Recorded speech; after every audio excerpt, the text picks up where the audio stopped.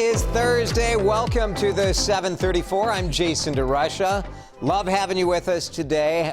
So glad that you've given us 10 minutes of your time to get updated on the local news and the weather. We know it's a big weekend for people.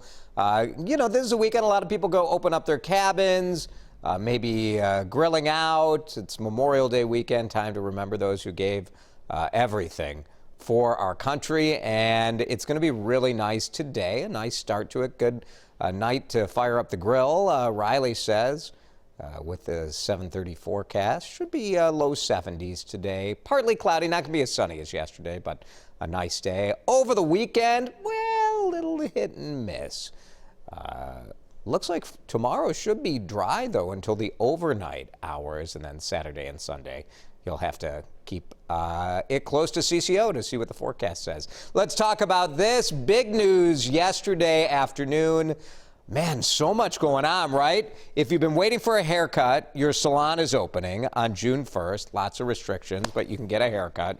If you've been waiting to go out to eat, well, this is not what many restaurants expected. Only outdoor dining is allowed. Social distancing, of course, everyone expected that. Masks, sure. Reservations required. Yeah, most people expected that too. But the limit is 50 diners, no matter how big your patio is. So that was a little bit of a surprise. Nail salons opening as well. Barbershops, 25% capacity.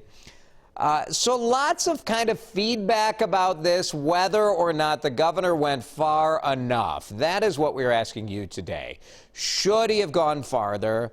Why 50 people? What is the point of that number as opposed to doing it based on capacity? Lots of questions and lots of thoughts. So we'd love to hear your biggest questions you'd like answered, and then your thoughts on this. Go ahead and leave it on WCCO TV's Facebook page, and we will read through some of those in just a minute. We did just get the new weekly jobless numbers, and another 2.4 million Americans filed an unemployment claim last week. Are you ready for the total number here throughout this thing?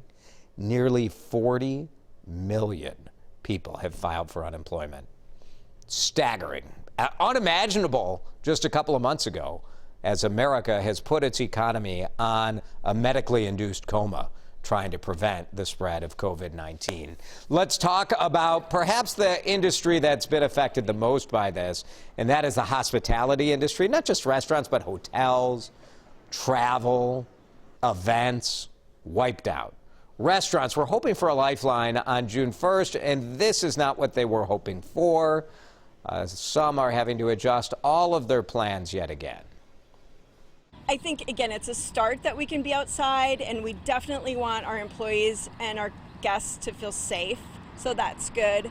But the fact that we won't be inside and we have such unpredictable weather in Minnesota really is going to make staffing, like a puzzle, like a Rubik's Cube. How are we going to staff when we don't know what the weather's going to do?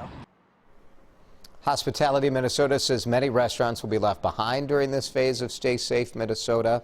The state is encouraging cities to work with restaurants. We've seen Lakeville, for example, allow restaurants to use their parking lots or green spaces to put tables out there to have outdoor dining, and I would expect almost every city is going to go for that. Haircut June 1st. I mean, I should show you guys. Like, I kind of keep it all plastered down. But this is like ridiculous. Look at the back here. Woo, my goodness. June 1st. I already have my appointment. I think we're going to do it live on mid-morning. We did talk with the owner of Salon George in St. Paul this morning, or as I like to call it, Salons George. She's spent the past several weeks stocking up on face masks, plexiglass, hand sanitizer. They're going to do temperature checks there. They'll skip blow drying as well to give more time to sanitize things. We do know a lot of people are waiting for this news, and we just learned this morning from WCCO Radio's political analyst Blois Olson that an announcement about the Minnesota State Fair is expected tomorrow. State Fair Board is going to have a meeting tomorrow and then decide what they're doing. Yesterday, the fair told us that they remain hopeful that it can go on as planned this August, but that is about as meaningless of a statement as you could get. We're all hopeful, but they will decide, and I would say based on all the county fairs canceling, We'll see what our state fair does, but I'm not very optimistic about that. We are going to hear from state religious leaders. How about this? The churches, the Catholic Church and one part of the Lutheran Church, a smaller group of Lutherans, a more conservative group, basically told the governor to shove it. They said they are opening their churches. They're resuming worship services on Tuesday. The state has said, no, we don't want any gatherings of more than 10 people indoors. Restaurants aren't allowed indoors, movie theaters, concert venues, bowling alleys. But the churches say, we have a plan. We tried to talk to you. You didn't meet with us, and we're doing it anyway. Governor says he does plan on meeting with the Archdiocese this week. Individual churches can make their choices, and individual Catholics are not required. They're kind of absolved of that obligation to go to Mass on Sunday, which, as a Catholic, thank God I'm absolved for that. Is it retroactive? Does it count for before that? Am I absolved from everything? Wonderful. A couple more Twin Cities malls are opening today. I'm sorry, Father Don. My friends at St. Joseph the Worker, they're like, we know you haven't been showing up to Russia. Shoppers at the Mapletown and Northtown malls have the option of going back today. We'll see what stores open. We've seen limited stores at malls, but these guys opening up again today. Sea Salt Eatery in Minnehaha Park. A lot of people have been wondering, this very popular outdoor dining destination, what is it going to do? They will reopen tomorrow for takeout only. It's a takeout place. There are a couple seats on that patio, but it's all going to be takeout. They say no walk-ins, so you got to pre-order, prepay through their website. You'll get a text or an email when your order is ready. If people kind of lined up there 6 feet apart, just think of how long that line would go. Oof, right, yeah.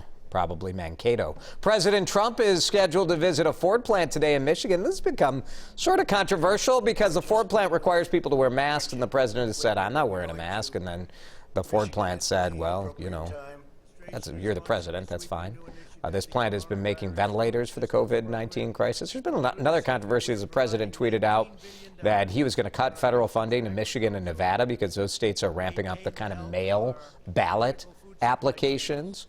Because of the pandemic. Some question as to whether the president really has the authority to take this money away, but we'll see. The pressure is on. One of the drawbacks of businesses reopening around the country is, of course, the more risk that more people will become sick with COVID-19. And 2 Ford factories reopened Monday, and then they already have had to close because workers tested positive for the virus. One facility in Chicago forced to temporarily shut down the last 2 days. Ford said, you know, as far as it can tell, the workers did not contract the virus at the plants, and their workstations are being disinfected. Disney is taking the first steps towards reopening theme parks in Florida. Disney Springs Shopping Complex, that's back. Dining complex out there, too. That's back in action. That started yesterday. There's a warning, you know, hey, you're assuming a risk by going to this place because of coronavirus. The company will announce today how it plans on reopening Disney World and its other resorts. Timberwolves reopened their training facility today for voluntary workouts. It's going to look very different than it did 2 months ago, but I'm sure a lot of the players want to kind of get back on the court and hoop a little bit. Only one coach will be allowed on the court at a time, one player as well.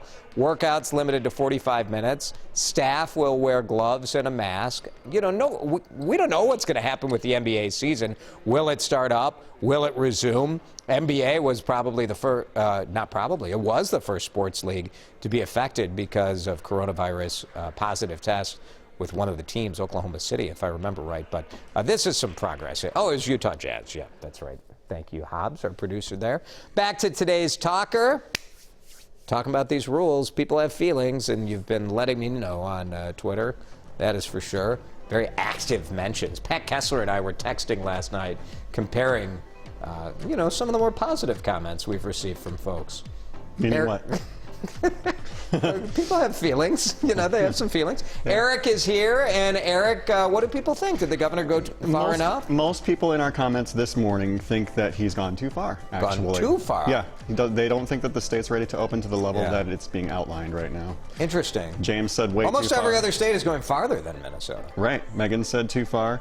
Yeah. And then people are also saying that they probably won't attend church services. They won't do the things that that are being outlined.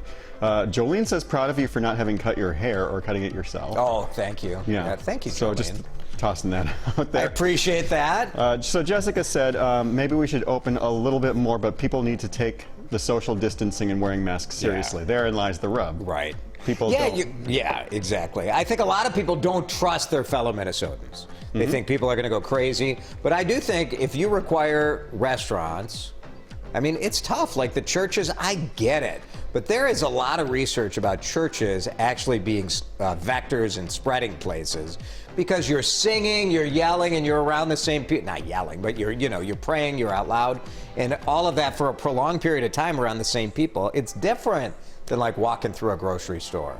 But the First Amendment's pretty strong too, so it'll be interesting if this goes to court for sure. I hope they can work it out. The idea of like the state of Minnesota filing a temporary restraining order against a couple of churches. This has gotten political enough. NAGL. It's not going to be great. All right. Well, have a good weekend. Thanks for hanging out. I'm not here tomorrow. I don't know who's doing the 734, but I guarantee you it won't be as fun as when I do it, or as long. It'll be shorter too. Have a great weekend, everybody.